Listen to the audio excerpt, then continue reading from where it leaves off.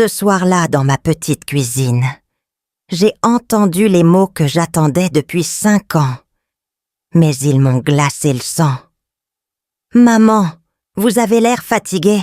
Venez vous reposer chez nous ce week-end. » C'était Séverine, ma belle-fille, celle qui, pendant 5 ans, m'avait appelée Madame Morel, avec ce sourire poli qui ne montait jamais jusqu'aux yeux. Celle qui oubliait systématiquement de m'inviter aux anniversaires de mes propres petits-enfants. Celle qui soupirait ostensiblement chaque fois que mon fils proposait de passer me voir le dimanche. Celle qui avait réussi, en 5 ans de mariage, à construire un mur invisible entre mon fils et moi. Et soudain, sans prévenir, elle m'appelait « maman ». Ce simple mot, ce mot que j'avais tant espéré entendre pendant des années, résonnait maintenant dans mon oreille, comme une fausse note dans une symphonie. Je m'appelle Amélie Morel. J'ai 71 ans, et ce que je vais vous raconter m'a appris que l'amour d'une mère peut survivre à tout, absolument tout, sauf peut-être à la vérité. Tout a commencé un mardi après-midi de septembre, un jour parfaitement ordinaire, qui allait pourtant bouleverser ma vie.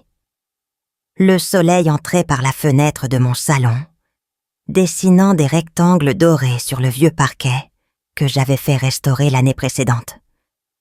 Je venais de faire du thé, du Earl Grey, avec un nuage de lait, exactement comme chaque après-midi, depuis que Henri, mon mari, était parti il y a 8 ans. Certaines habitudes survivent à ceux qui nous les ont données. Henri adorait ce thé. Il le buvait dans sa grande tasse bleue, celle avec l'anse ébréchée, qu'il refusait de jeter. Cette tasse est toujours dans mon placard. Je ne l'utilise jamais, mais je ne peux pas m'en séparer. Mon fils Julien avait appelé la veille, ce qui en soi était déjà inhabituel. Nous ne nous parlions plus très souvent. Quelques messages pour les fêtes, un appel rapide pour mon anniversaire, des nouvelles par bribes comme des miettes qu'on jette aux oiseaux. « Maman, je passe demain. Ton ordinateur fait des siennes. Non? Je vais regarder ça. » J'avais été surprise. Agréablement surprise, je dois l'avouer. Julien ne venait jamais sans raison. Depuis son mariage avec Séverine il y a 5 ans, ses visites s'étaient espacées comme des gouttes d'eau dans un désert. 1 fois par mois au début, puis tous les 2 mois, puis seulement pour Noël et mon anniversaire. Et encore, jamais plus de 2 heures. Toujours avec cette impression qu'il avait hâte de repartir, de retourner à sa vraie vie, celle où je n'avais plus ma place. Mais ce jour-là, il avait proposé de venir de lui-même, sans que je demande rien, sans occasion particulière. J'avais préparé son gâteau préféré, un 4/4 au citron, la recette de ma propre mère, transmise de génération en génération, comme un trésor de famille. Je la connaissais par cœur, les proportions exactes, le temps de cuisson précis, la façon de vérifier la cuisson avec une lame de couteau. C'était le gâteau que je lui faisais quand il était enfant, quand il rentrait de l'école avec son cartable trop lourd sur ses petites épaules et ses histoires de copains plein la bouche. Il s'asseyait à la table de la cuisine, les jambes qui se balançaient parce qu'elles ne touchaient pas encore le sol, et il me racontait sa journée, en dévorant 1 part, puis 2, parfois 3. À cette époque, j'étais le centre de son monde. Chaque soir, il m'attendait à la porte de l'école, le visage illuminé quand il m'apercevait. « Maman !» criait-il en courant vers moi. Ce cri, cette joie pure, je l'entends encore parfois dans mes rêves. Quand est-ce que tout a changé? Je ne saurais pas dire exactement. L'adolescence peut-être, avec ses silences et ses portes claquées. Puis les études, l'éloignement naturel, la vie d'adulte qui s'impose. Et enfin Séverine, cette femme qui était entrée dans sa vie comme un courant d'air froid, et qui n'en était jamais ressorti. Julien est arrivé à 14 heures précises. Il portait une chemise bleue, celle que je lui avais offerte pour ses 40 ans l'année précédente. J'avais à tombe touché qu'il la mette pour venir me voir. Il avait l'air fatigué, des cernes sous les yeux, le front barré d'une ride que je ne lui connaissais pas, les épaules légèrement voûtées comme s'il portait un poids invisible. Mon petit garçon avait vieilli sans que je m'en aperçoive. « Bonjour maman ». Il m'a embrassée sur la joue. Un baiser rapide, mécanique, le genre de baiser qu'on donne par habitude plutôt que par affection. J'ai senti son aftershave, quelque chose de nouveau, de plus cher que ce qu'il portait avant. Séverine avait dû le lui offrir. « Entre, mon chéri. J'ai fait du 4/4. » Il a souri, mais c'était un sourire distrait, le sourire de quelqu'un dont l'esprit est ailleurs. « Merci, maman. Bon, il est où cet ordinateur? Pas de « comment vas-tu ?» Pas de « tu as bonne mine ?» Pas même un regard autour de lui, pour voir si quelque chose avait changé dans l'appartement depuis sa dernière visite, il y a 4 mois. Juste cette hâte d'en finir, de cocher une case sur sa liste de choses à faire. Je l'ai conduit dans le petit bureau que j'avais aménagé dans l'ancienne chambre d'amis. Après la mort de Henri, j'avais eu besoin de réorganiser l'espace, de m'approprier cet appartement qui avait été le nôtre et qui était devenu le mien seul. Le bureau était simple, fonctionnel. Une table en bois clair, une chaise confortable, l'ordinateur que Julien m'avait offert il y a 3 ans, pour que je puisse, selon ses mots, rester connecté avec le monde moderne. Je l'utilisais surtout pour lire mes emails, consulter les actualités et vérifier mes comptes bancaires le premier mardi de chaque mois. Il rame depuis quelques semaines, ai-je expliqué en m'appuyant contre le chambranle de la porte. Et parfois, l'écran se fige complètement. Je suis obligée d'éteindre et de rallumer, mais ce n'est pas normal, n'est-ce pas? Je vais regarder ça, a-t-il dit en s'asseyant. J'ai hésité un instant sur le seuil, le regardant s'installer devant l'écran. Ses mains sur le clavier, ses mains que j'avais tenues quand il apprenait à marcher, que j'avais soignées quand il tombait de vélo, que j'avais serré le jour de son mariage. Puis je suis retournée à la cuisine, chercher le thé et le gâteau. J'ai disposé le tout sur un plateau, le service en porcelaine que ma mère m'avait légué. 2 tasses, la théière, le sucrier, 3 parts de 4/4 sur une assiette à fleurs bleues. Je voulais que ce moment soit beau, même s'il n'était qu'un prétexte technique. Quand je suis revenue dans le bureau, plateau en main, quelque chose avait changé. Je l'ai senti immédiatement, avant même de comprendre ce qui se passait. L'atmosphère était différente, chargée d'une tension nouvelle. Julien ne regardait plus l'ordinateur de la même façon. Il ne cherchait plus le problème technique. Il fixait l'écran avec une expression que je ne lui connaissais pas, un mélange de surprise, de calcul et d'autres choses que je n'arrivais pas à identifier. Son visage était blanc. Ses mains tremblèrent légèrement sur le clavier. « Julien, tout va bien ?» Il a sursauté comme un enfant pris en faute, comme autrefois quand je le surprenais à fouiller dans le placard à bonbons. « Oui, oui, je regardais juste. » Il a fermé quelque chose rapidement, trop rapidement. Un clic précipité, un écran qui disparaît, une fenêtre qui se referme sur un secret. Je n'ai rien dit. J'ai posé le plateau sur le coin du bureau, là où il y avait de la place. J'ai servi le thé avec des gestes calmes, mesurés, mais j'avais vu. Dans le reflet de ses lunettes, dans la fraction de seconde avant qu'il ne ferme la page, j'avais vu ce qu'il regardait. Mon compte bancaire. J'avais laissé la session ouverte ce matin-là.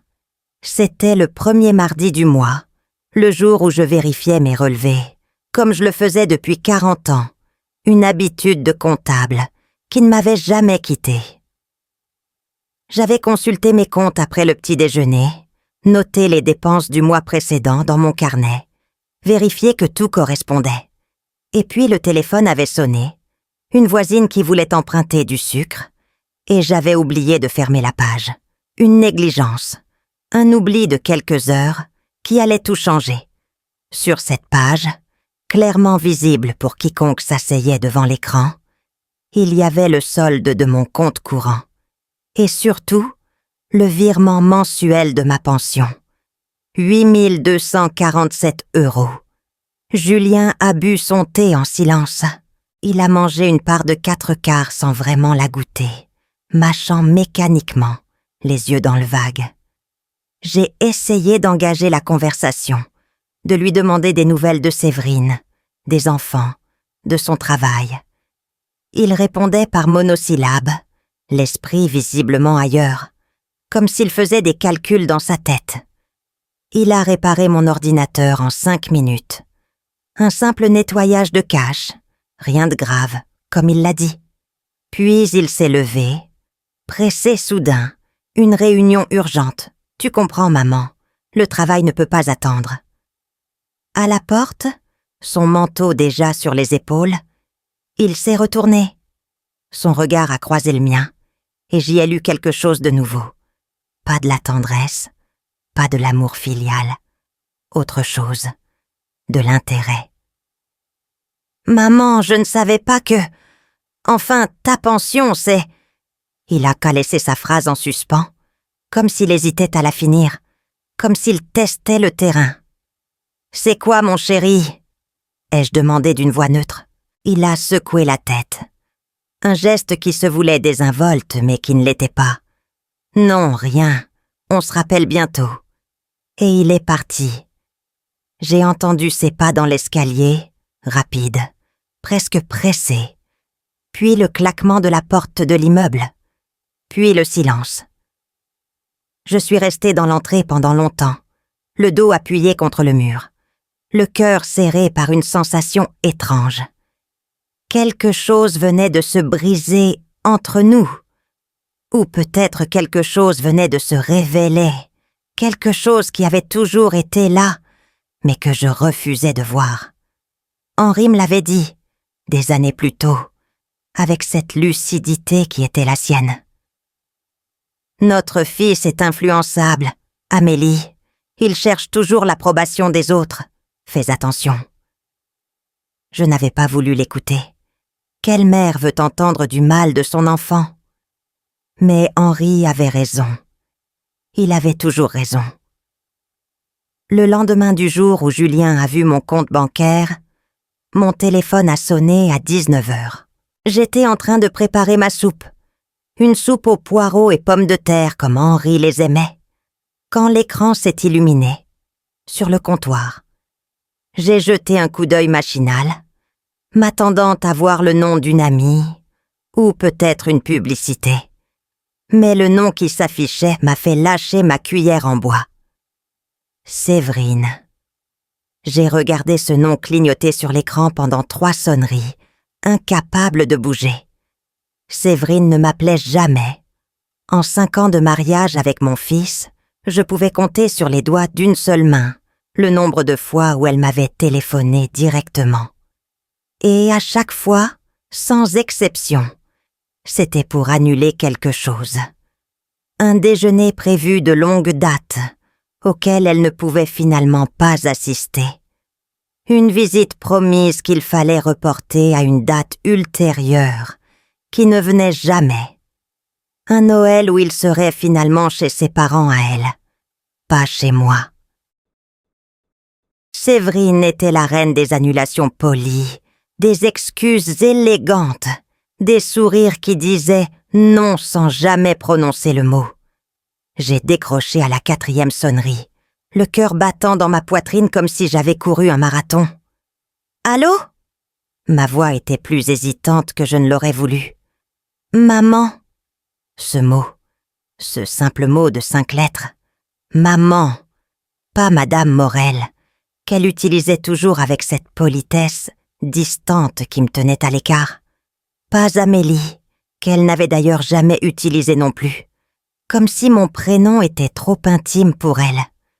Maman, comme si nous avions toujours été proches, comme si les 5 dernières années n'avaient pas existé.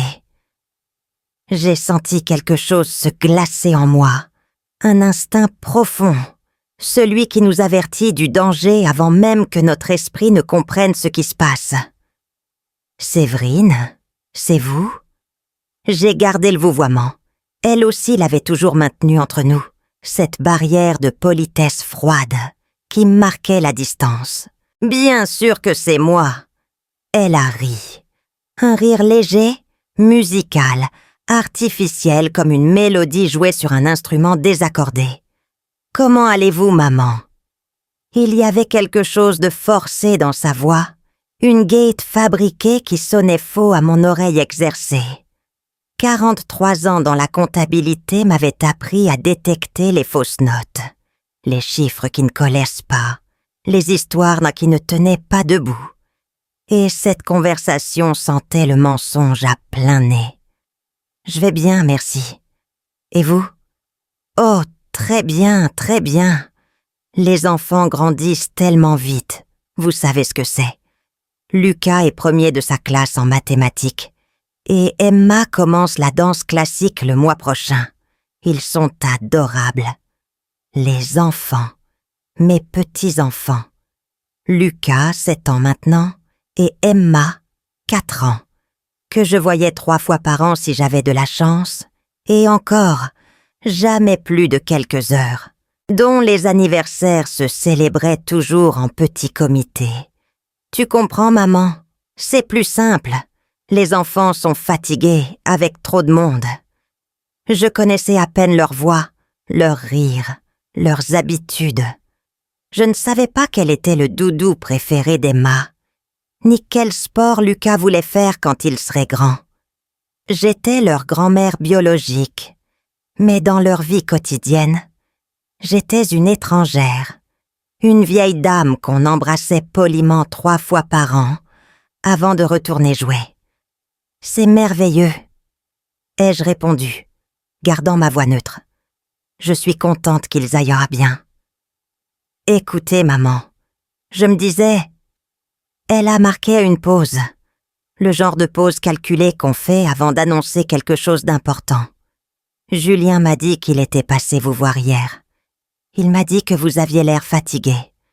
Ça m'a inquiétée. Fatiguée. J'ai failli éclater de rire. Je n'étais pas fatiguée le moins du monde. J'avais dormi 8 heures d'un sommeil profond. J'avais fait ma promenade quotidienne dans le parc Montsouris, 1 heure de marche à bon rythme. J'avais lu un roman passionnant, préparé 2 repas, fait une lessive. J'allais parfaitement bien, mieux même que beaucoup de personnes de mon âge. Mais bien sûr, ce n'était pas vraiment ma fatigue qui inquiétait Séverine.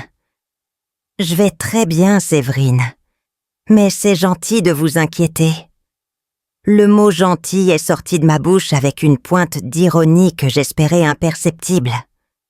Gentil, oui. Après 5 ans d'indifférence, soudain elle s'inquiétait de ma santé. « Oh, mais c'est normal, maman. Vous êtes la mère de Julien. Vous faites partie de la famille. » Partie de la famille. Cette phrase m'a fait l'effet d'une gifle.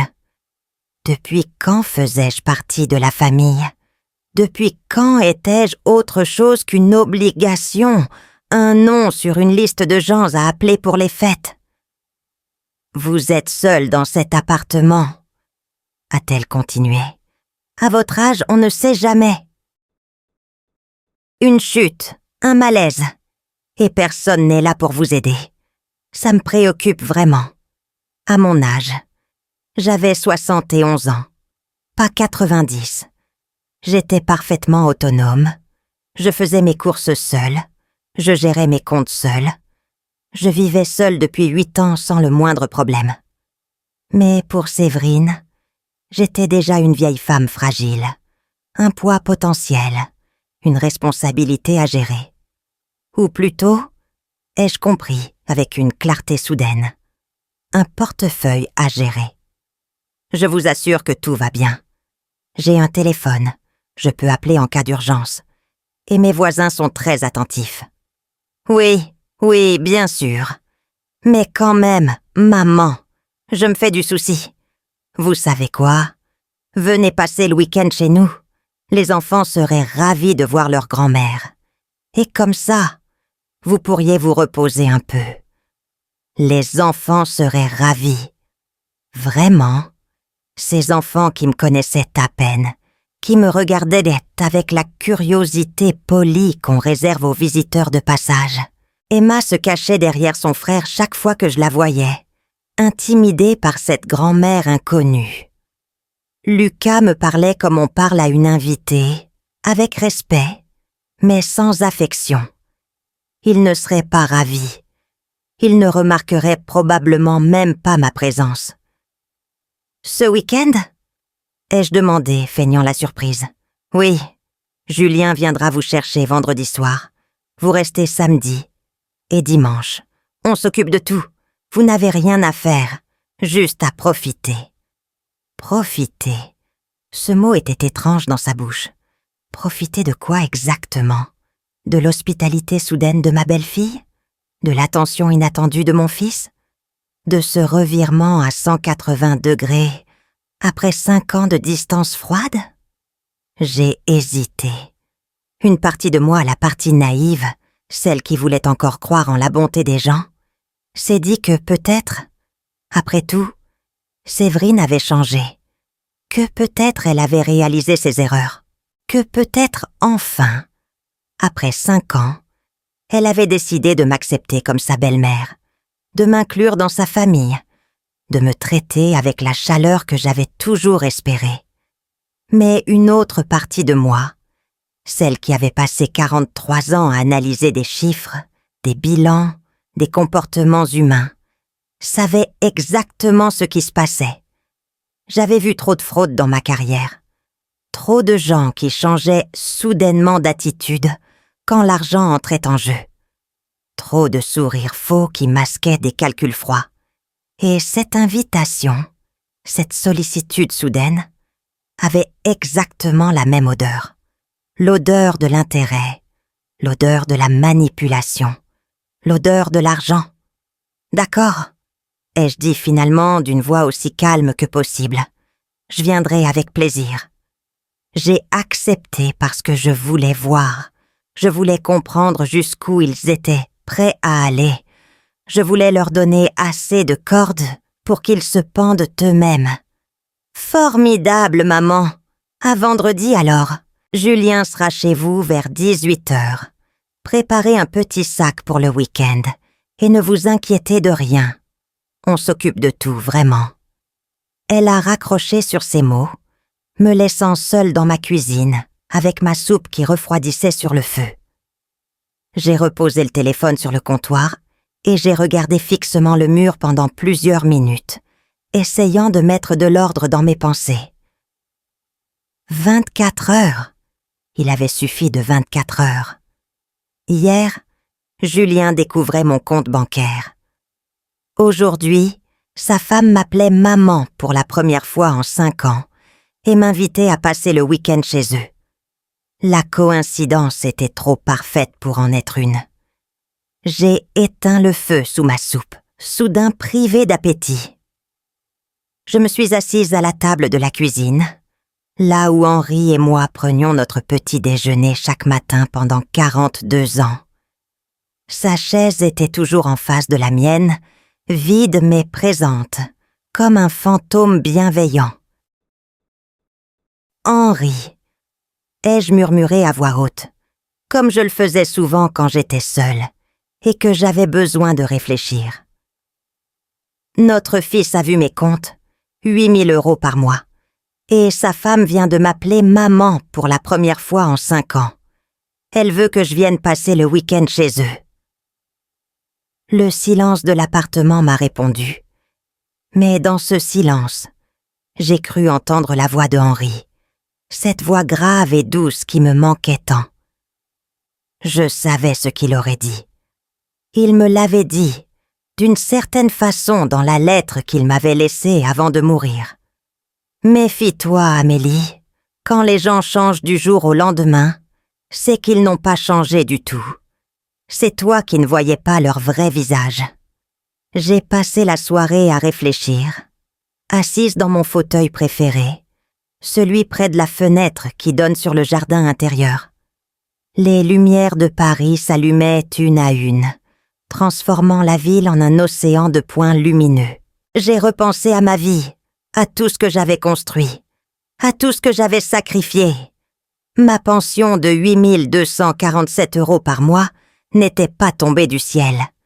Elle était le fruit de 43 années de travail acharné, de nuits blanches sur des bilans comptables, de week-ends sacrifiés pour boucler des audits, de promotions gagnées à la force du poignet dans un monde d'hommes qui ne faisaient pas de cadeaux aux femmes. J'avais commencé comme simple secrétaire comptable à 18 ans, avec pour tout bagage un certificat d'études et une volonté de faire.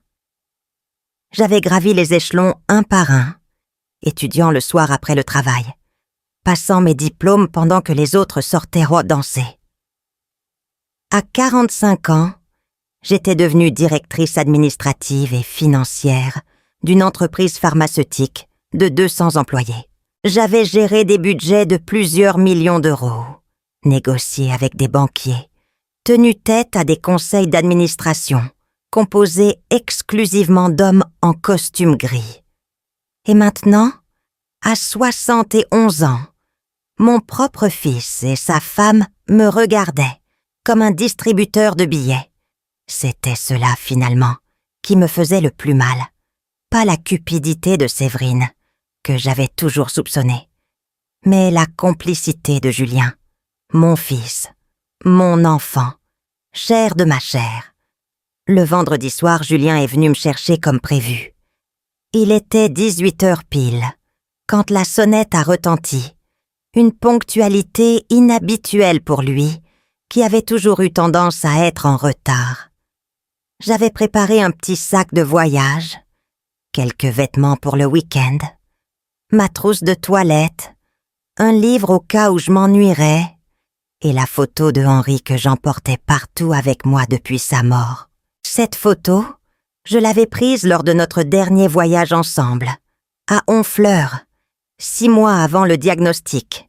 Il souriait face à la mer, les cheveux au vent, ignorant encore que la maladie rongeait déjà son corps. C'était l'image que je voulais garder de lui, celle d'un homme heureux, vivant, plein de projets pour l'avenir.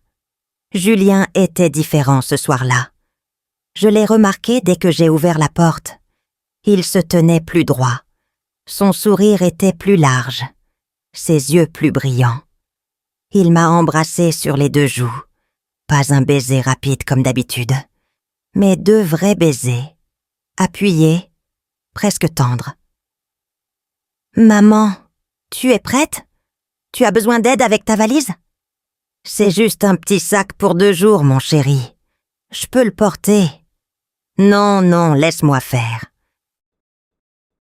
Ce n'est pas lourd, mais quand même, tu n'as pas apporté quoi que ce soit. » Il a pris mon sac avant même que je puisse protester, le calant sur son épaule avec une prévenance que je ne lui connaissais plus depuis des années.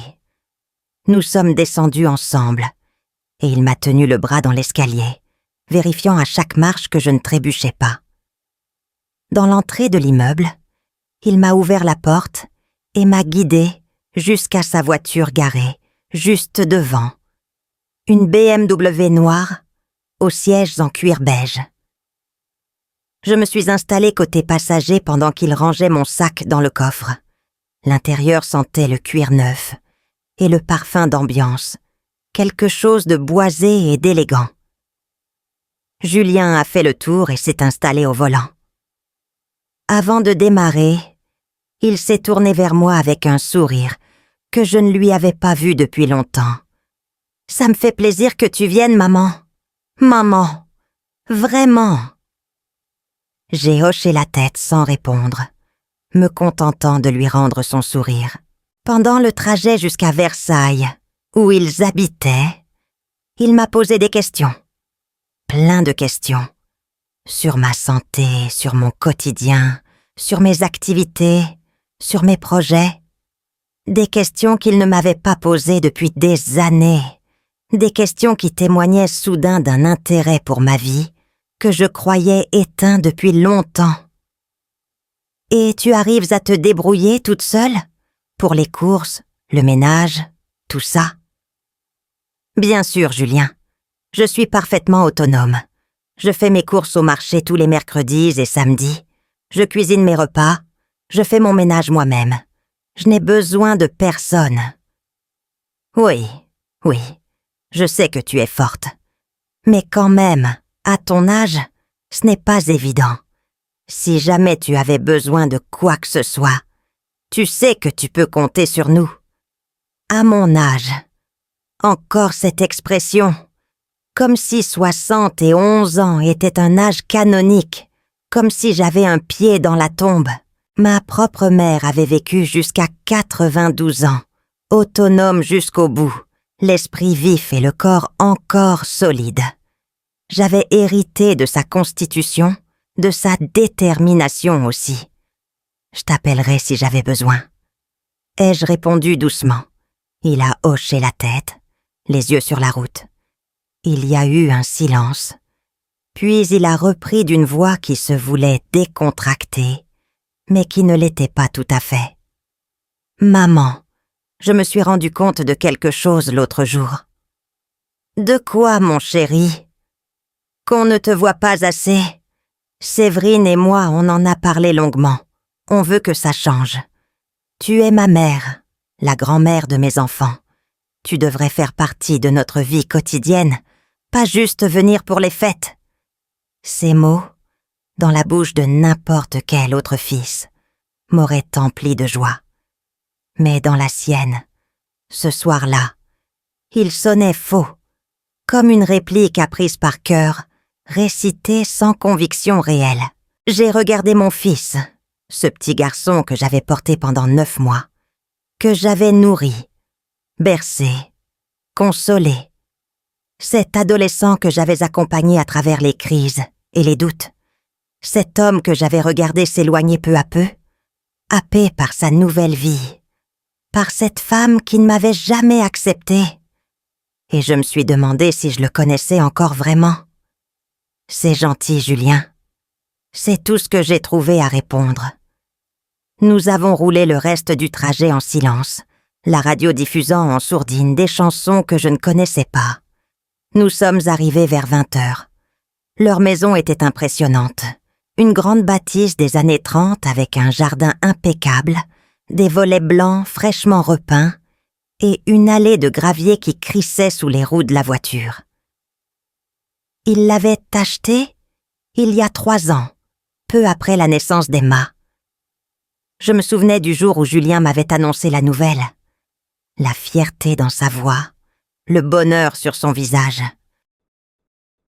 Il ne m'avait pas dit le prix, mais j'avais cherché sur Internet par curiosité. 850 000 €, avec un crédit sur 25 ans.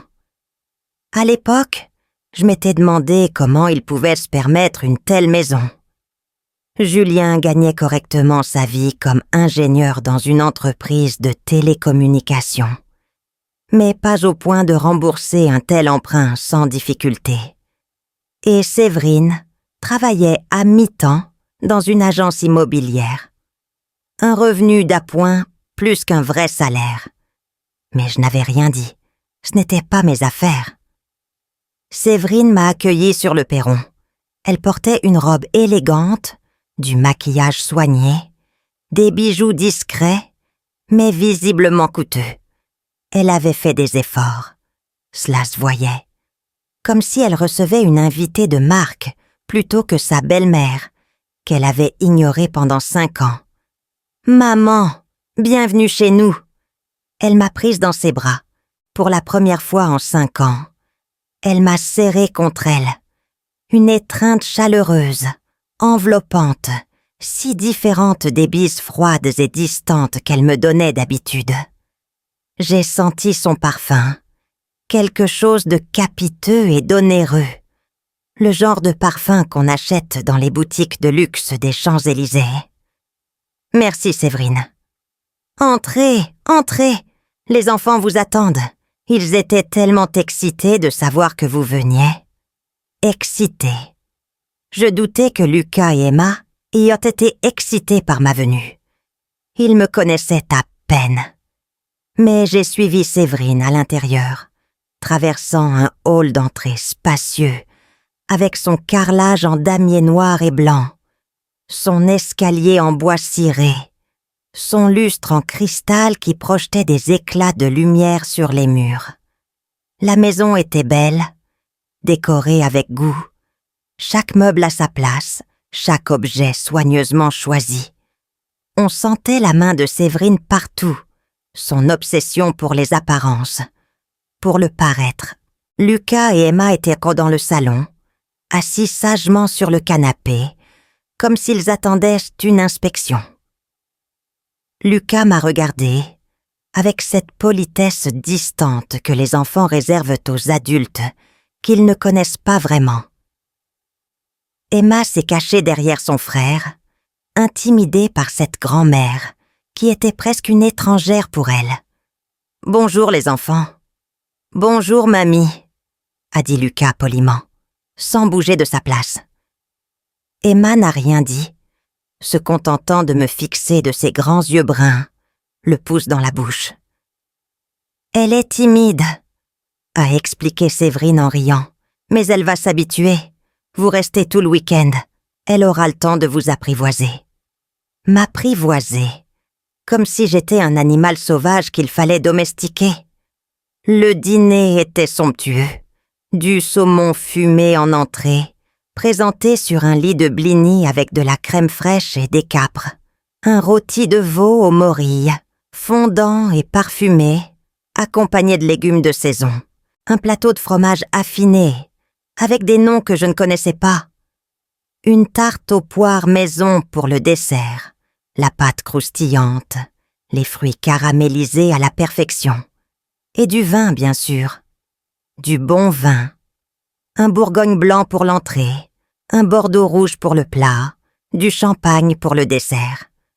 « Tu t'es donné beaucoup de mal ?» ai-je dit à Séverine en regardant la table dressée avec soin, les serviettes en tissu, les bougies allumées, les fleurs fraîches au centre. « Oh, c'est normal, maman. Vous méritez bien ça. Je mérite bien ça. Après 5 ans d'indifférence, de portes fermées, de fêtes où je n'étais pas conviée, soudain je méritais bien ça. » Pendant le repas, la conversation a été étrangement fluide.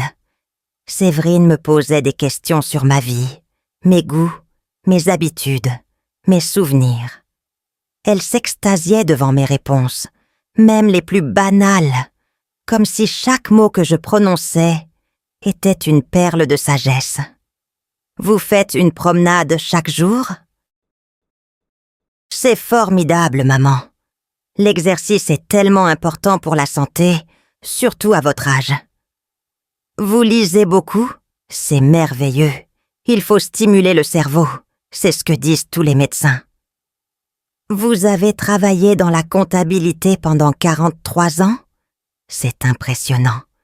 Vous devez avoir une tête bien faite pour les chiffres. » À mon âge, stimuler le cerveau, une tête bien faite, chaque compliment était une pique déguisée, chaque éloge contenait un sous-entendu sur ma vieillesse, ma fragilité supposée, mon déclin imminent. Mais je souriais, je hochais la tête, je jouais le jeu. Puis, vers la fin du repas, quand les enfants sont à monter se coucher, et que nous sirotions notre champagne dans le salon, Julien a abordé le sujet. Subtilement, comme on enfonce une aiguille dans une veine, avec précaution mais détermination. « Maman, je voulais te parler de quelque chose. »« Oui, mon chéri. L'autre jour, quand j'ai réparé ton ordinateur, j'ai vu quelque chose sur ton écran. Par accident, bien sûr. J'ai posé ma coupe de champagne sur la table basse, mes mains parfaitement stables, malgré mon cœur qui battait plus vite. « Ah oui? Ton compte bancaire. Je suis vraiment désolée. Je ne voulais pas regarder, mais c'était ouvert. Et mes yeux sont tombés dessus sans que je le veuille. Et... Il a échangé un regard avec Séverine. Un regard rapide, presque imperceptible, mais que j'ai capté. Un regard de connivence, de complicité. Le genre de regard qu'échangent deux complices avant de passer à l'action. « Maman, tu ne nous as jamais dit que tu avais une pension aussi... confortable. Confortable. » Le mot était choisi avec soin, neutre en apparence, mais lourd de sous-entendu. « Tu ne m'as jamais posé la question, Julien. » Ma voix était calme, posée, celle que j'utilisais autrefois dans les réunions difficiles, quand il fallait garder son sang-froid face à des interlocuteurs hostiles. « Oui, mais 8 000 € par mois, maman. C'est 8 247 exactement. Et alors ?» Séverine s'est penchée vers moi, son visage composé en une expression de sollicitude, parfaitement calibrée. « Ce qu'on veut dire, maman, c'est que vous vivez seule dans un petit appartement. Vous menez une vie si simple, si modeste. Tout cet argent, à quoi vous sert-il exactement ?» J'ai senti quelque chose se durcir en moi. Une armure invisible qui se mettait en place pour protéger ce qui restait de mon cœur de mère. Il me sert à vivre, Séverine, à manger, à me chauffer, à m'habiller, à lire, à voyager de temps en temps quand l'envie me prend. « Mais vous ne voyagez jamais, » a dit Julien. « Comment le saurais-tu? Tu ne viens jamais me voir. » Le silence est tombé sur le salon comme un voile de plomb. Lucas et Emma étaient couchés depuis longtemps, inconscients du drame qui se jouait dans la pièce en dessous de leur chambre. Séverine a ouvert la bouche pour dire quelque chose, puis s'est ravisée. Julien fixait le fond de sa coupe de champagne, comme s'il y cherchait une réponse. J'ai regardé mon fils, puis ma belle-fille, et j'ai compris avec une clarté douloureuse que ce week-end n'était pas une invitation. C'était un piège doré, parfumé au champagne et aux morilles, mais un piège quand même. Et j'étais venue m'y jeter de mon plein gré, les yeux grands ouverts.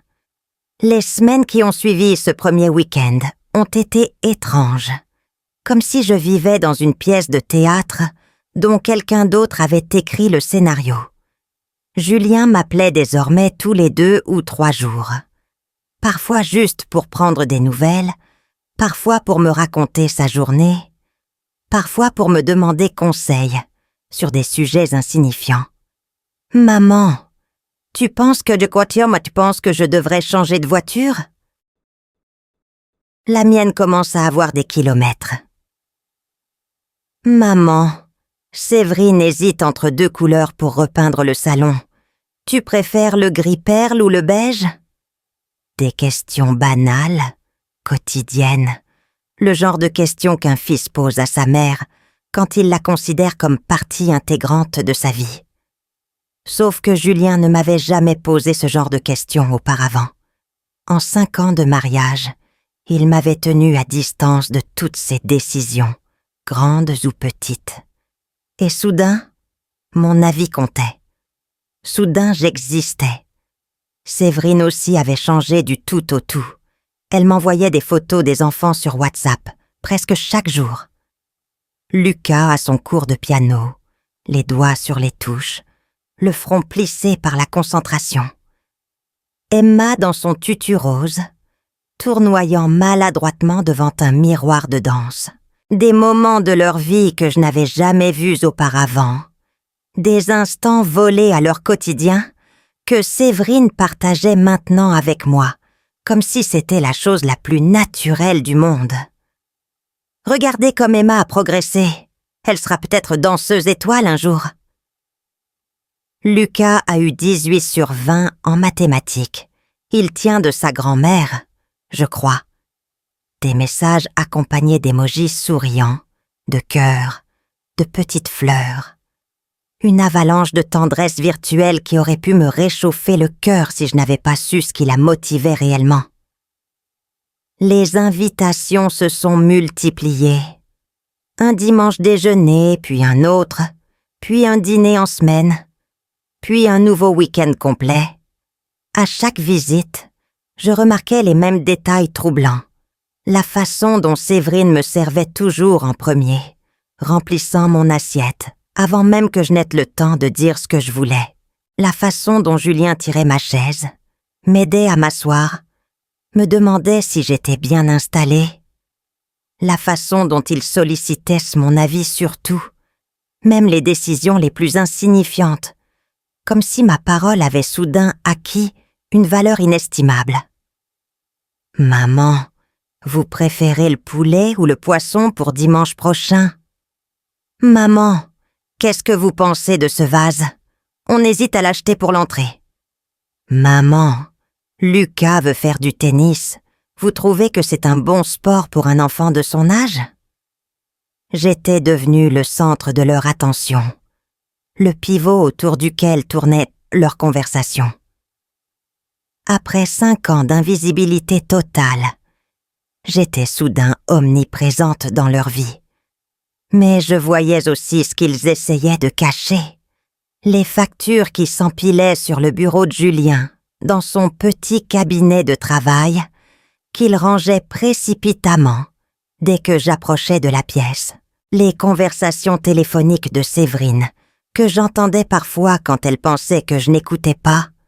Des discussions tendues avec ce qui semblait être des créanciers ou des conseillers bancaires. Les travaux prévus dans la maison qui avaient été reportés indéfiniment, le toit qui fuyait dans la chambre d'amis et qu'on avait simplement couvert d'une bâche en attendant des jours meilleurs. La voiture de Julien, cette BMW, qu'il adorait, qui arborait depuis des mois, une bosse sur l'aile arrière, jamais réparée. Des signes discrets, mais révélateurs d'une situation financière plus tendue qu'il ne voulait l'admettre. Un dimanche de novembre, après le déjeuner, Séverine m'a proposé de faire une promenade dans le jardin, pendant que Julien regardait un match de football avec Lucas. Emma faisait la sieste.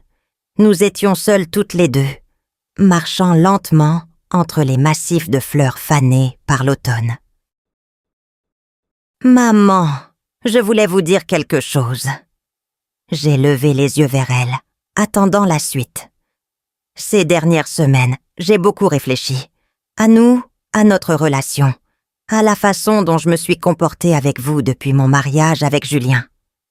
Elle a marqué une pause, baissant les yeux comme si elle cherchait ses mots. Je n'ai pas été une bonne belle-fille. Je le sais. J'étais jeune, stupide. Je voulais avoir Julien pour moi toute seule. Je voyais en vous une rivale plutôt qu'une alliée. C'était immature de ma part.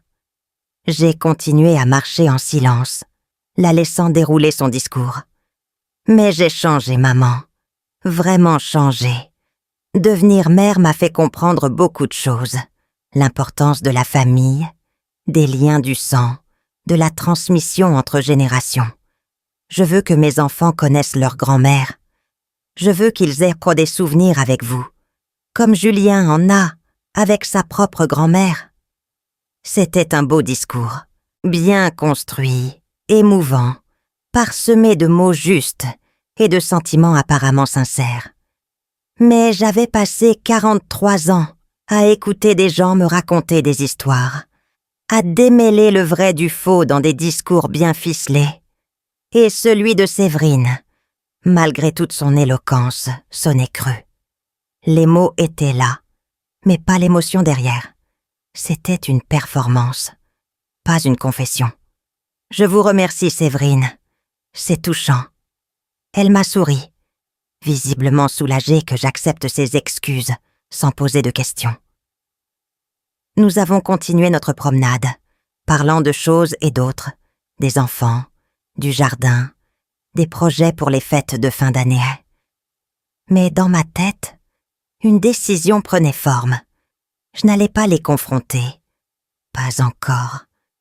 Je n'allais pas leur dire que je voyais clair dans leur jeu, que leurs attentions soudaines ne me trompaient pas, que je savais exactement ce qu'ils voulaient. Non, j'allais faire quelque chose de différent. J'allais jouer leur jeu. J'allais leur donner ce qu'ils attendaient, du moins en apparence. Et j'allais observer jusqu'où ils étaient prêts à aller pour mettre la main sur mon argent. Le dimanche suivant, pendant le déjeuner, j'ai lancé ma première ligne.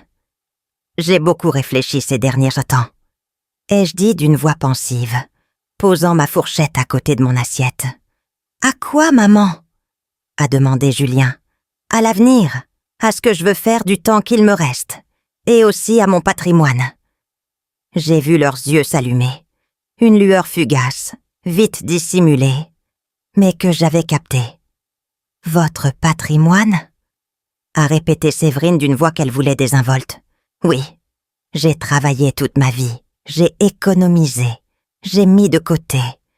Et maintenant, je me demande à quoi tout cela sert si je ne peux pas en profiter avec ma famille. » Silence autour de la table.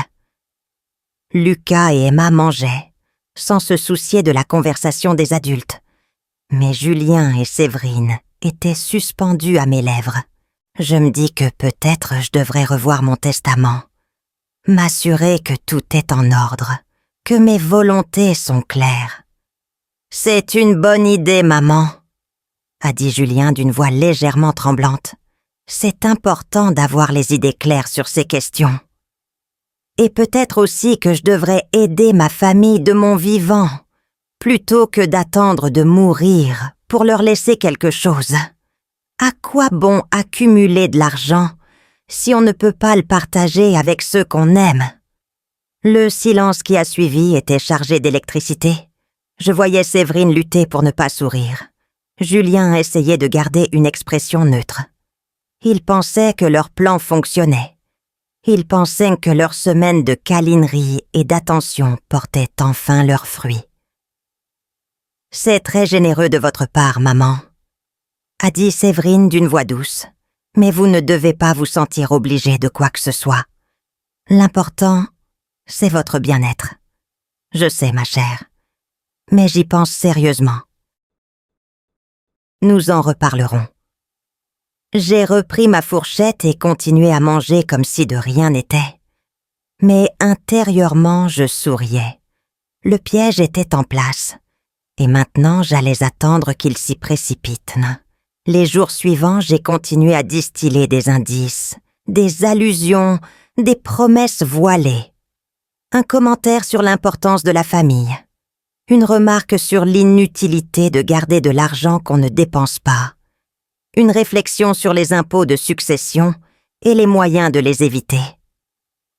À chaque allusion, je voyais leurs yeux briller un peu plus, leur empressement augmenter, leurs attentions redoubler. Et moi, je prenais des notes mentales.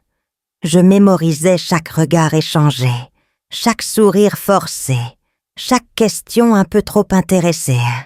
Je constituais un dossier invisible, une archive de leur cupidité que je gardais précieusement dans un coin de ma tête, parce que je savais que le moment viendrait où j'aurais besoin de preuves, le moment où les masques tomberaient et où la vérité éclaterait au grand jour.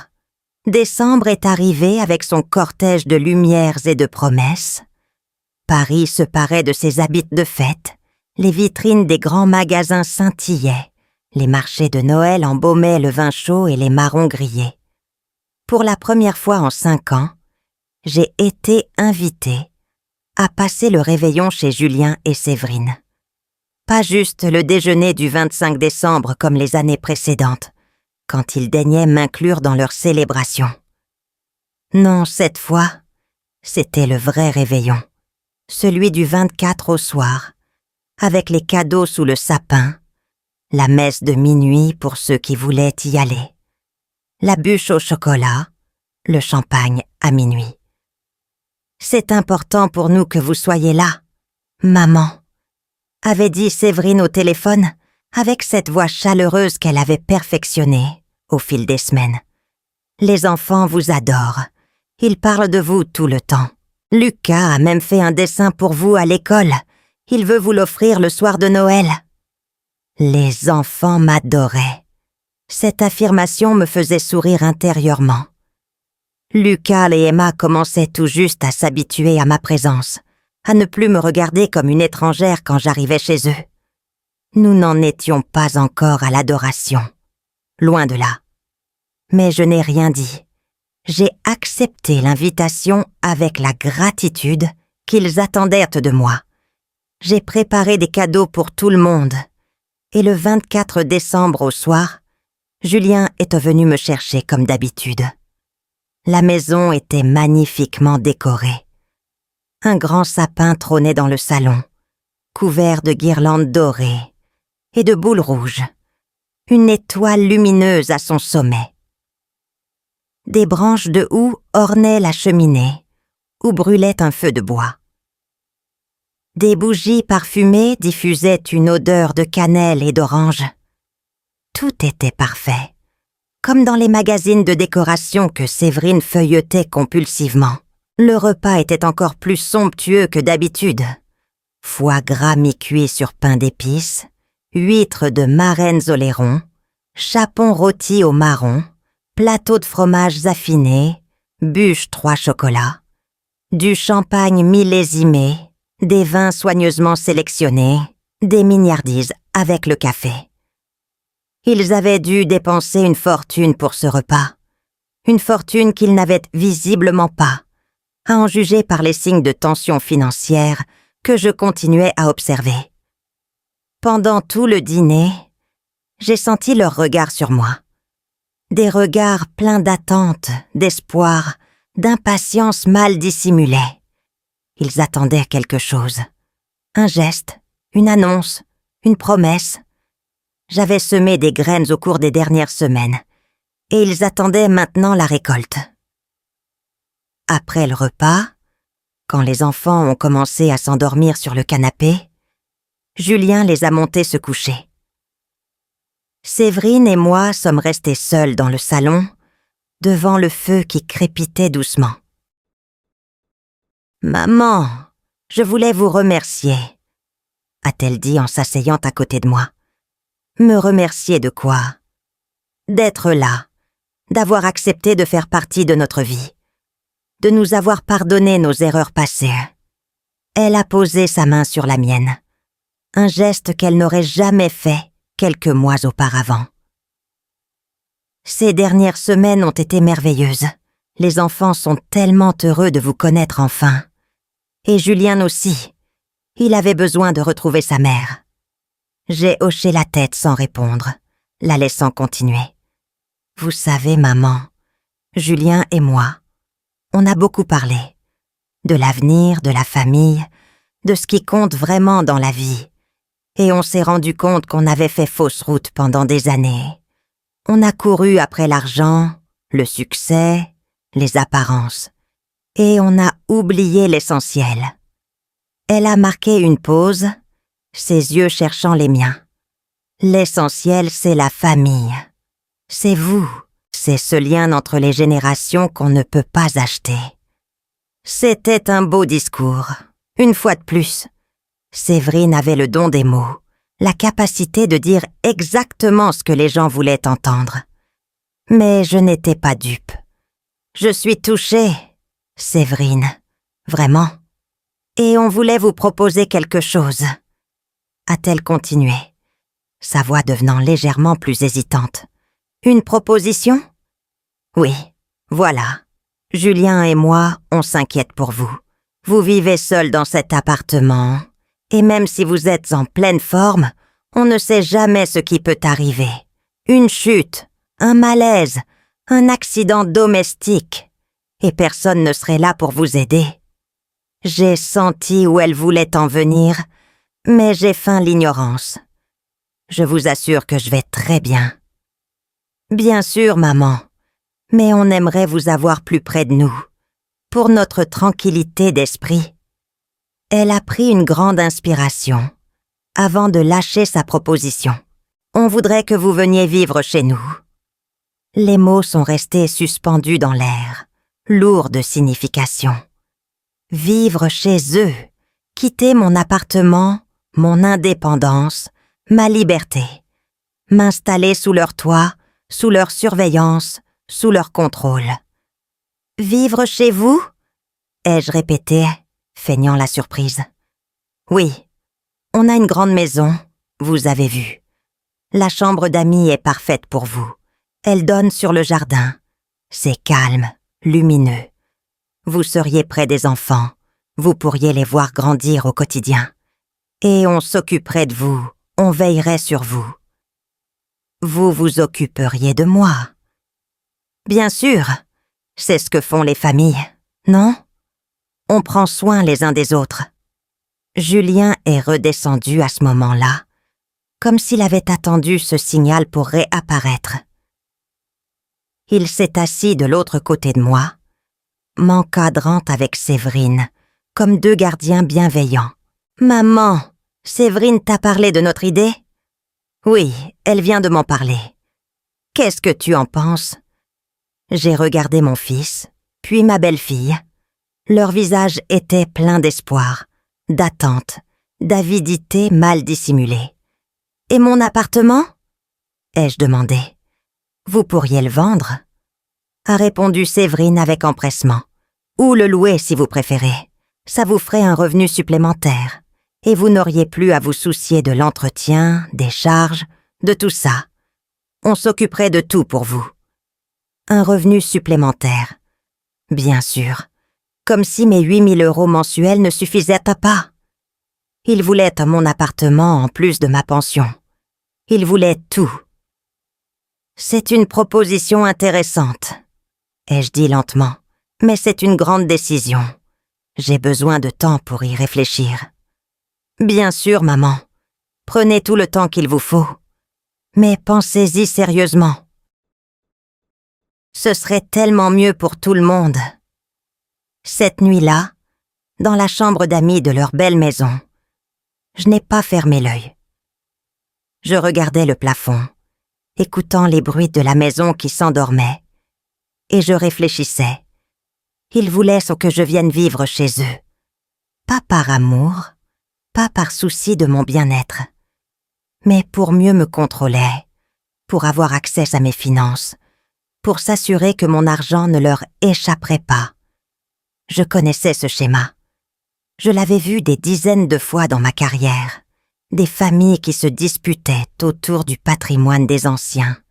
Des enfants qui manipulaient leurs parents vieillissants pour mettre la main sur leur héritage. Je n'aurais jamais pensé que mon propre fils en serait capable. Mais les faits étaient là, implacables. Les semaines suivantes, j'ai continué à jouer mon rôle. Je n'ai ni accepté ni refusé leurs propositions, me contentant de dire que je réfléchissais, que c'était une grande décision, que je ne voulais pas me précipiter. Et pendant ce temps, j'observais, j'écoutais, je notais. Un jour de janvier, alors que je gardais les enfants pendant que Julien et Séverine étaient sortis faire des courses, j'ai entendu le téléphone de Julien sonner dans le salon. Il l'avait oublié sur la table basse. L'écran affichait le nom d'un notaire. Je n'ai pas décroché, bien sûr, mais j'ai noté le nom. Maître Leblanc. Plus tard, quand ils sont rentrés, j'ai observé Julien récupérer son téléphone, vérifier ses appels manqués et sortir dans le jardin pour rappeler ce mystérieux notaire. Je l'ai regardé à travers la fenêtre, marchant de long en large dans l'herbe givrée, parlant avec animation, faisant des gestes. Il avait l'air tendu, préoccupé. Quand il est rentré, son visage était fermé. « Tout va bien, mon chéri ?» ai-je demandé innocemment. « Oui, oui, juste un truc pour le travail. » Mais ce n'était pas pour le travail, je le savais. Et j'allais découvrir ce qu'il tramait. Quelques jours plus tard, j'ai fait quelque chose que je n'aurais jamais pensé faire. J'ai fouillé. Julien et Séverine étaient au travail, les enfants à l'école. J'avais les clés de la maison depuis qu'il m'avait proposé de venir quand je voulais. Une marque de confiance qui allait se retourner contre eux. Je suis entrée discrètement, le cœur battant. Je me sentais comme une voleuse dans la maison de mon propre fils. Mais je devais savoir. Le bureau de Julien était au premier étage. Une petite pièce encombrée de dossiers et de papiers.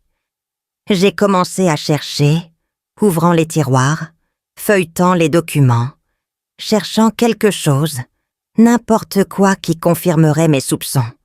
Et j'ai trouvé. Dans le tiroir du bas, sous une pile de vieux magazines, il y avait une chemise cartonnée. À l'intérieur, des documents juridiques, des recherches sur les procédures de mise sous tutelle, des articles sur la curatelle renforcée, des notes manuscrites de la main de Julien, conditions pour demander une mise sous protection, personne vulnérable, incapacité à gérer ses affaires, risque de dilapidation du patrimoine.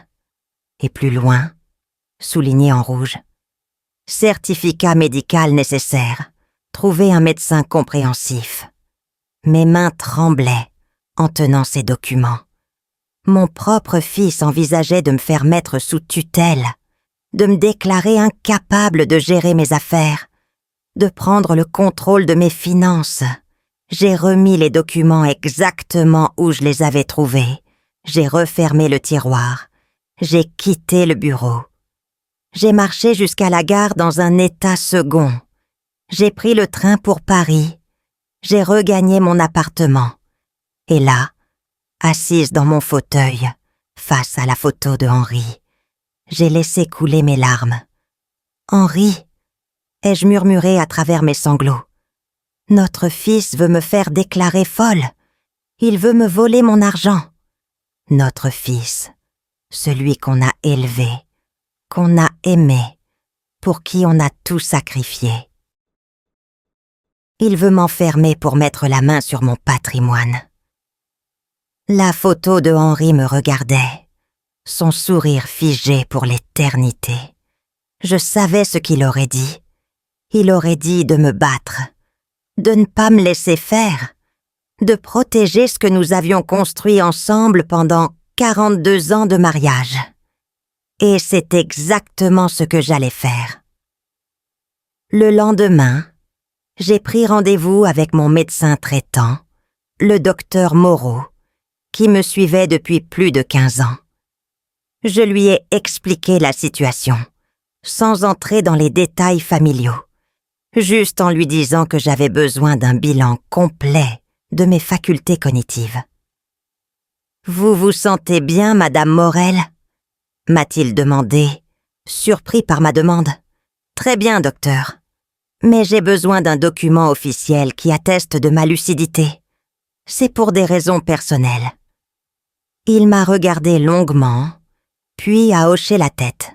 « Je vais vous prescrire une consultation chez un neuropsychologue. Il fera tous les tests nécessaires et vous délivrera un certificat. » Une semaine plus tard, j'étais dans le cabinet du docteur Lemaire, neuropsychologue réputé, en train de passer une batterie de tests.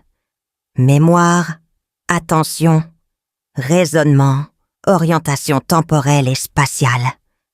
Pendant 3 heures, j'ai répondu à des questions, résolu des problèmes, mémorisé des listes de mots. À la fin, le docteur Lemaire m'a regardé avec un sourire. « Madame Morel, je ne sais pas pourquoi vous aviez besoin de ce bilan, mais je peux vous assurer que vos facultés cognitives sont excellentes. Votre mémoire est au-dessus de la moyenne pour votre âge. Votre raisonnement est parfaitement intact. Vous ne présentez aucun signe de déclin cognitif. » Il m'a tendu le certificat médical. Si quelqu'un essaie de remettre en question votre capacité à gérer vos affaires, ce document les fera taire. J'ai serré ce papier contre mon cœur comme un trésor. Ma première arme de défense était en place. J'ai choisi un samedi soir de février pour mon coup d'éclat. J'ai invité Julien et Séverine à dîner chez moi, dans mon petit appartement qu'ils convoitaient tant. J'ai quelque chose d'important à vous annoncer, leur ai-je dit au téléphone. Quelque chose qui concerne notre avenir à tous. J'ai entendu l'excitation dans la voix de Séverine quand elle a accepté. Elle pensait sans doute que j'allais enfin céder, que j'allais leur annoncer ma décision de venir vivre chez eux, ou mieux encore, de leur faire une donation substantielle. Ils sont arrivés à 19h, les bras chargés de fleurs et de vin, comme s'ils venaient célébrer une victoire. Séverine portait une robe élégante, Julien un costume. Ils s'étaient mis sur leur 31 pour l'occasion. J'ai préparé un repas simple, une quiche lorraine, une salade verte, un gâteau au chocolat. Rien d'extraordinaire. Ce n'était pas le repas qui comptait ce soir. C'était ce qui allait suivre. Nous avons mangé en parlant de choses et d'autres. Les enfants, qui étaient restés chez une babysitter. Le travail de Julien, qui se passait bien apparemment. Les projets de Séverine pour redécorer leur salon. Une conversation banale, légère, comme toutes celles toutes celles que nous avions eues ces derniers mois. Mais je sentais leur impatience sous la surface, leur regard qui revenait sans cesse vers moi, attendant le moment où j'aborderais enfin le sujet important. Au moment du dessert, j'ai posé ma fourchette et j'ai dit calmement « J'ai quelque chose pour vous ». Leurs yeux se sont illuminés. Séverine s'est redressée sur sa chaise.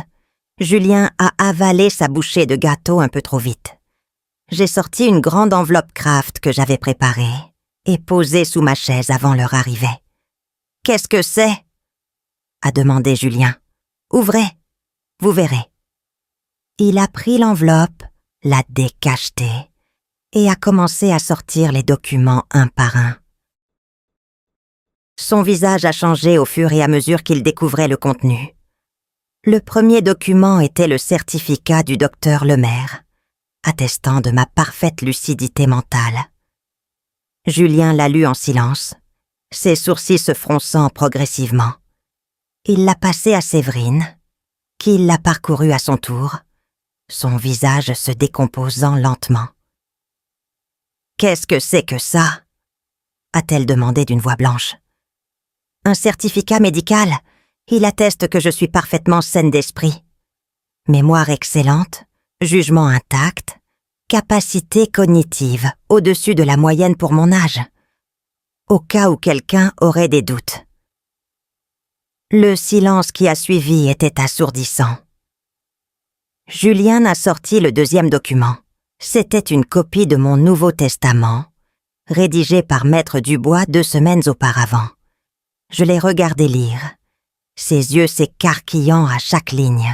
« Maman, qu'est-ce que… » Continue à lire.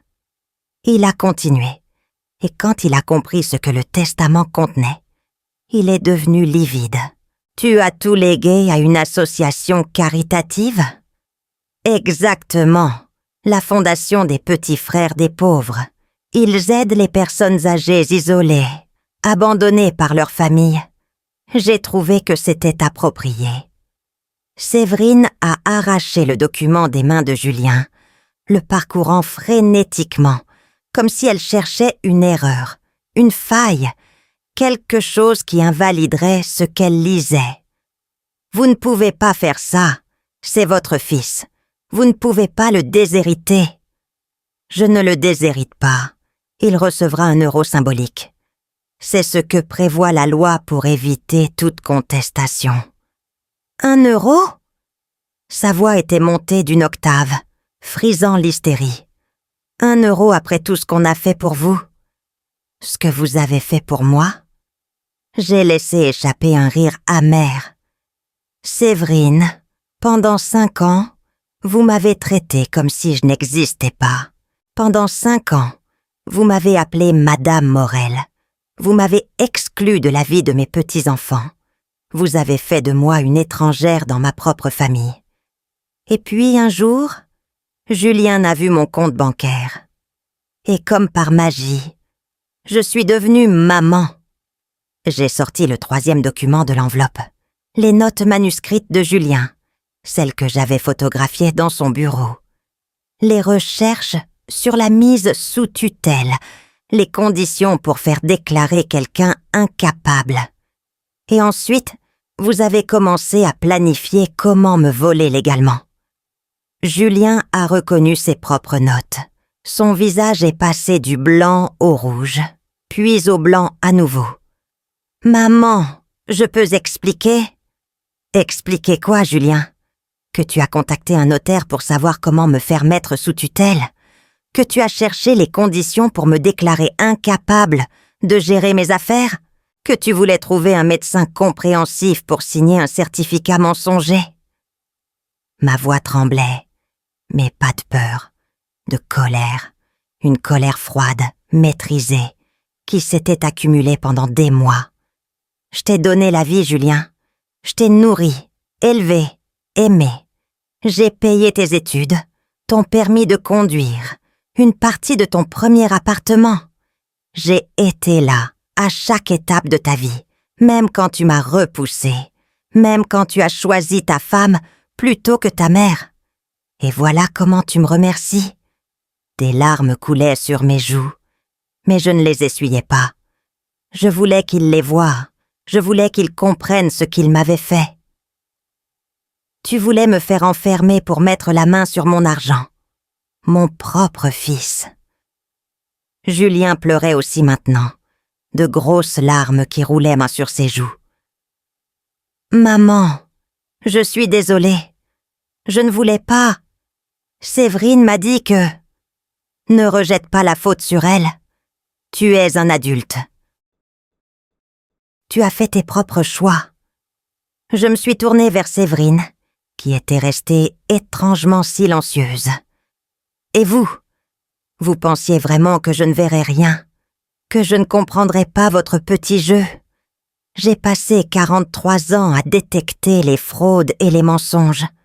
Vous croyez vraiment pouvoir me manipuler avec quelques sourires et quelques invitations à dîner ? Elle m'a regardée, avec une haine pure dans les yeux. Vous êtes une vieille femme égoïste. Vous avez tout cet argent et vous refusez d'aider votre propre famille. Ma famille ? J'ai secoué la tête. Vous n'êtes pas ma famille, Séverine. Vous êtes une étrangère qui a épousé mon fils et qui a passé 5 ans à m'écarter de sa vie. Et maintenant que vous avez des problèmes d'argent, soudain je redeviens utile. J'ai sorti le dernier document de l'enveloppe. Un mandat de protection future, signé et enregistré chez le notaire. Et voici ma dernière précaution. Si jamais je perds mes facultés un jour, ce n'est pas vous qui gérerez mes affaires. C'est Robert Mercier, un ancien collègue et ami de confiance. Vous n'aurez aucun pouvoir sur moi, aucun contrôle sur mes finances, aucune possibilité de me voler quoi que ce soit. Séverine s'est levée brusquement, renversant sa chaise. « Viens, ce Julien, on s'en va. » Mais Julien n'a pas bougé. Il me regardait, les yeux noyés de larmes. « Maman, je t'en supplie, pardonne-moi. » Je t'ai déjà pardonné, Julien. Je t'ai pardonné il y a longtemps, parce que tu es mon fils, et qu'une mère pardonne toujours. Mais le pardon ne signifie pas l'oubli, et il ne signifie pas que je vais te laisser me détruire. Je me suis levée à mon tour. Vous vouliez une mère riche ? Vous avez eu une mère lucide. 3 années ont passé depuis cette soirée de février, où j'ai regardé mon fils et sa femme quitter mon appartement, le visage défait, les mains vides, leurs rêves de fortune faciles envolés comme des feuilles mortes dans le vent d'hiver.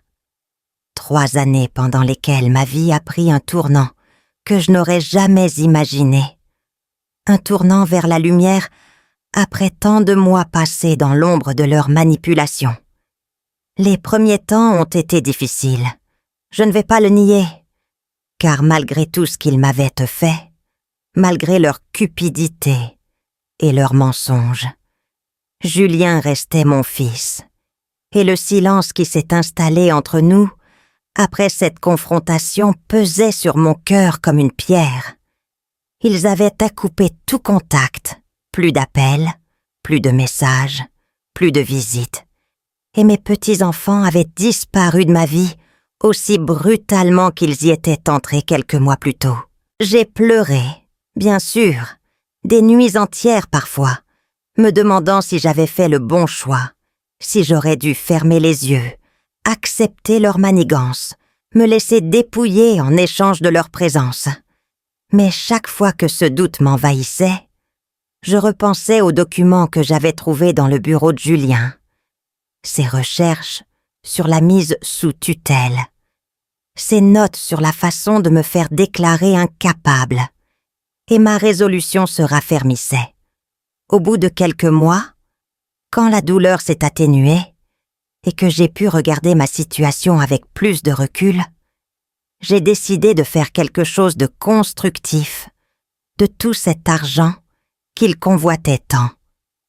J'ai contacté la Fondation des Petits Frères des Pauvres, non pas seulement pour confirmer mon legs testamentaire, mais pour proposer mes services comme bénévole, car j'avais du temps, de l'énergie, et surtout une compréhension intime de ce que signifie être une personne âgée, isolée, abandonnée par ceux qui devraient l'aimer.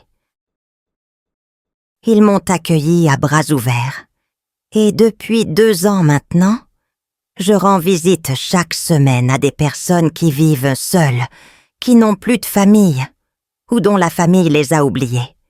Et je leur apporte ce que j'aurais tant voulu recevoir de mon propre fils, une présence, une écoute, une main tendue dans la solitude. Il y a Madeleine, 83 ans, dont les 3 enfants vivent à l'étranger et ne l'appellent qu'à Noël, et qui pleure chaque fois que je franchis sa porte, parce qu'elle n'arrive pas à croire que quelqu'un se soucie encore d'elle. Il y a Georges, ancien professeur de philosophie, dont l'esprit est encore vif comme une lame, mais dont le corps l'a trahi, et qui me récite des poèmes de Baudelaire, en buvant le thé que je lui prépare. Il y a Suzanne, qui a perdu son mari et ses 2 fils dans un accident de voiture il y a 20 ans, et qui n'a jamais réussi à reconstruire sa vie, et qui me parle d'eux comme s'ils étaient encore là, quelque part, à l'attendre. Ces rencontres m'ont appris quelque chose d'essentiel sur la vie et sur moi-même. Elles m'ont montré que la valeur d'une personne ne se mesure pas à ce qu'elle possède, mais à ce qu'elle donne, et que l'argent que Julien et Séverine voulaient tant ne vaut rien comparé à un sourire, une conversation, un moment de vraie connexion humaine. Ma pension de 8 247 € continue de tomber chaque mois sur mon compte, et je la dépense maintenant sans culpabilité, pour voyager, pour lire, pour profiter de la vie qu'il me reste. Je suis allée à Venise au printemps dernier, réalisant un rêve que Henri et moi avions toujours repoussé à plus tard, et j'ai pleuré en regardant le soleil se coucher sur la lagune, parce qu'il n'était pas là pour le voir avec moi, mais aussi parce que j'étais fière d'avoir trouvé le courage de vivre pour moi-même, après tant d'années passées à vivre pour les autres.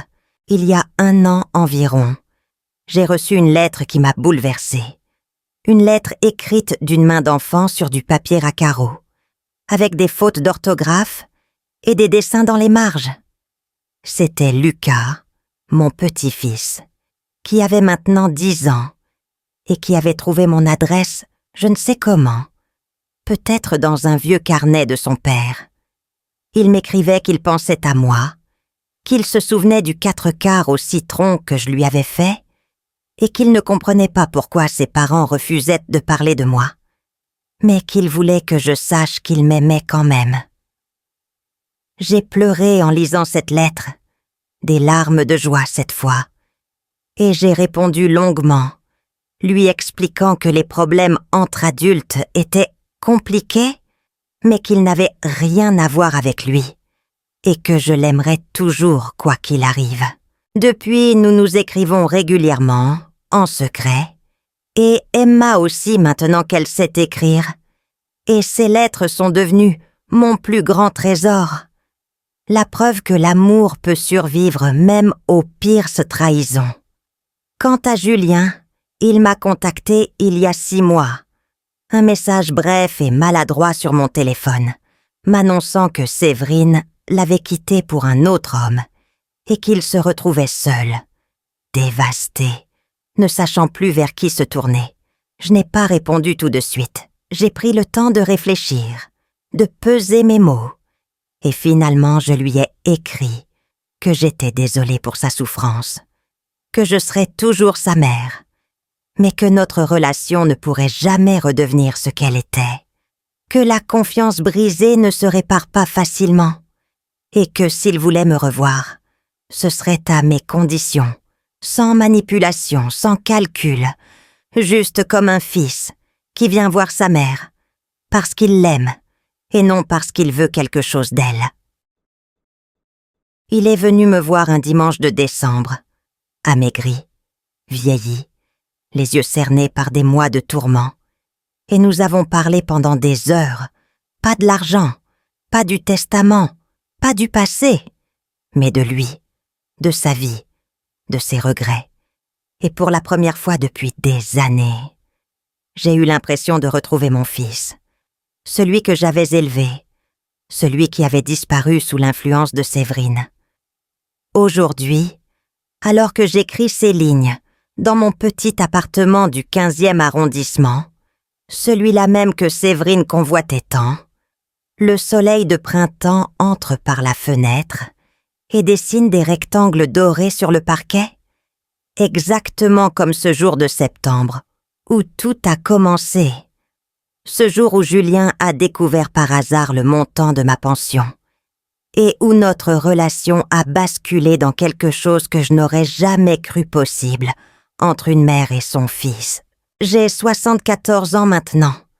Mes cheveux sont plus blancs qu'avant, mes rides plus profondes, mais mon esprit est toujours aussi vif, ma mémoire aussi fidèle, et mon cœur, malgré toutes les blessures qu'il a subies, bat encore avec la force de celle qui a choisi de vivre, plutôt que de se laisser mourir à petit feu sous le poids de la trahison.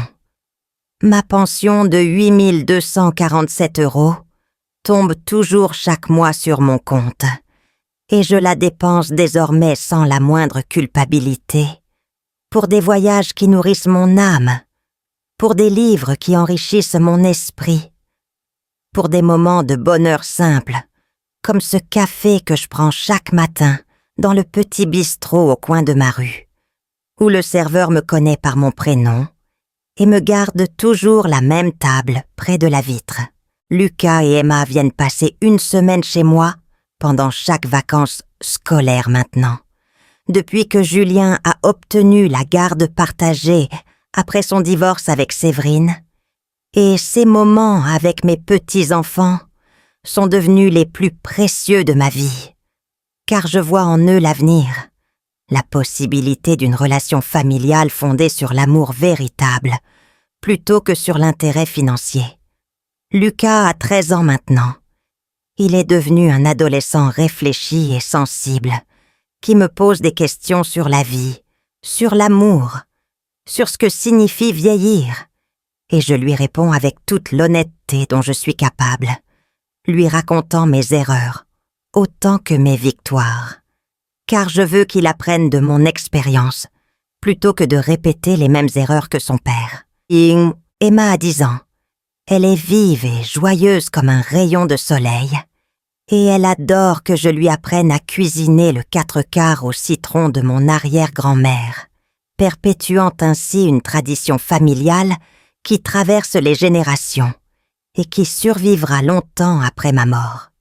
Julien vient me voir 1 fois par semaine désormais, pas pour l'argent, pas pour le testament, juste pour prendre le café avec sa mère et parler de sa vie, de ses projets, de ses espoirs pour l'avenir, Et même si notre relation ne sera jamais plus ce qu'elle était avant Séverine, même si une partie de moi gardera toujours la cicatrice de sa trahison, je sens que nous avons trouvé un nouvel équilibre, une nouvelle façon d'être ensemble qui respecte mes limites, tout en préservant ce lien indéfectible qui unit une mère à son enfant. Séverine a disparu de nos vies aussi vite qu'elle y était entrée, partie avec l'homme pour lequel elle a quitté Julien, un promoteur immobilier qui avait apparemment plus d'argent que mon fils, mais qui, d'après ce que j'ai entendu, l'a lui aussi quitté, quand il a compris qu'elle n'en avait jamais après son cœur, mais seulement après son portefeuille. Je ne ressens aucune satisfaction à savoir qu'elle souffre, car la vengeance n'a jamais été mon but, et la joie devant le malheur des autres n'est pas dans ma nature. Mais je ne peux pas m'empêcher de voir dans son destin une forme de justice poétique, la preuve que la vie finit toujours par rendre ce qu'on lui donne, que ceux qui sèment la cupidité récoltent la solitude, et que l'argent volé ne fait jamais le bonheur de celui qui le vole. Mon testament n'a pas changé. La Fondation des Petits Frères des Pauvres héritera toujours de la majeure partie de mon patrimoine à ma mort. Mais j'ai ajouté une clause pour Lucas et Emma, un petit pécule qui leur sera versé quand ils auront 25 ans, assez pour les aider à démarrer dans la vie, mais pas assez pour qu'ils cessent de travailler ou qu'ils deviennent comme leur mère, obsédés par l'argent au point d'en oublier ce qui compte vraiment. Je continue mon bénévolat auprès des personnes âgées isolées, car j'ai trouvé dans cette activité un sens à ma vie que je n'aurais jamais imaginé découvrir à mon âge. Et chaque sourire que j'arrache à Madeleine, chaque poème que me récite Georges, chaque confidence que me fait Suzanne me rappelle pourquoi j'ai choisi de donner plutôt que de garder, de partager plutôt que d'accumuler, de vivre pour les autres autant que pour moi-même. La semaine dernière, alors que je rendais visite à une nouvelle résidente de la maison de retraite, où je suis bénévole, une femme de 87 ans, dont les enfants ne viennent jamais la voir, elle m'a pris la main et m'a dit avec des larmes dans les yeux que j'étais un ange envoyé par le ciel, et j'ai dû retenir mes propres larmes, car je savais que je n'étais pas un ange, juste une femme ordinaire, qui avait appris à ses dépens ce que signifie être abandonnée par ceux qu'on aime, et qui avait décidé de transformer cette douleur en quelque chose de beau, quelque chose qui donne un sens à chaque jour qu'il me reste à vivre. Mon fils a découvert ma pension de 8 000 €, et le lendemain, sa femme m'appelait maman pour la première fois en 5 ans. Mais cette histoire qui aurait pu me détruire m'a finalement rendue plus forte, plus sage, plus vivante que je ne l'avais jamais été, car elle m'a appris que l'amour véritable ne se monnaie pas, que la dignité n'a pas de prix, et que la plus grande richesse n'est pas celle qu'on accumule sur un compte en banque, mais celle qu'on porte dans son cœur. Si cette histoire peut aider, ne serait-ce qu'une seule femme, à reconnaître les signes de la manipulation financière, à protéger sa dignité face à ceux qui voudraient en l'exploiter, à comprendre que dire non à ses propres enfants n'est pas un acte de cruauté mais parfois un acte d'amour envers soi-même, alors tout ce que j'ai traversé aura eu un sens et les larmes que j'ai versées n'auront pas été vaines. La vie finit toujours par rendre ce qu'on lui donne. Séverine a semé la cupidité et elle a récolté l'abandon. Julien a semé l'aveuglement et il a récolté le réveil douloureux de la vérité. Et moi, Amélie Morel, j'ai semé la patience, la dignité et le courage de me tenir debout face à l'adversité. Et j'ai récolté la paix, cette paix profonde qui vient quand on sait qu'on a fait ce qu'il fallait. Même si cela a coûté cher, même si cela a fait mal, même si cela a laissé des cicatrices qui ne guériront jamais complètement. Merci de m'avoir écouté jusqu'au bout. Merci d'avoir partagé ces moments de ma vie, ces joies et ces peines, ces victoires et ces défaites. Et si cette histoire a touché votre cœur, abonnez-vous et activez la cloche pour entendre d'autres femmes qui ont transformé leur douleur en sagesse. Car chaque jour, quelque part dans le monde, une femme se lève et décide de ne plus être une victime, de reprendre le contrôle de sa vie, de choisir la dignité plutôt que la soumission. Partagez cette histoire avec quelqu'un que vous aimez, car parfois une histoire change toute une journée. Parfois un récit ouvre les yeux de quelqu'un qui ne voyait pas le danger. Parfois des mots prononcés par une inconnue donnent le courage de faire ce premier pas vers la liberté. Que Dieu vous bénisse et à très bientôt.